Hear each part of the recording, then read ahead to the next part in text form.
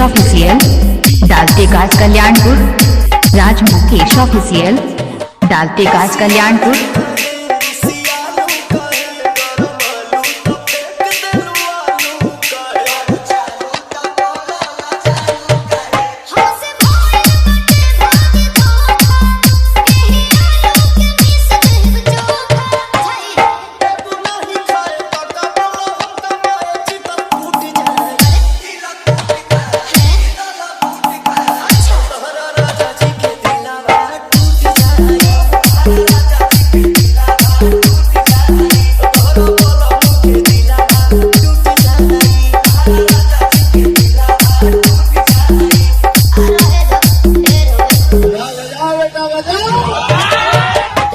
राज Mukesh official, डालतेगाज Kalyanpur.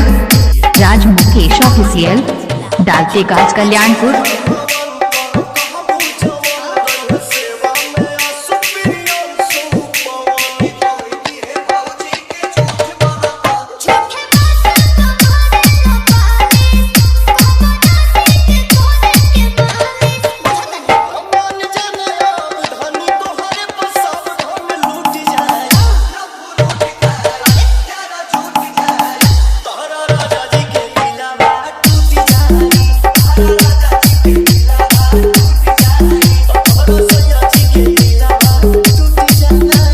DJ mix करवाने के लिए कांटेक्ट करें। संपर्क नंबर 93 040 2 43 91।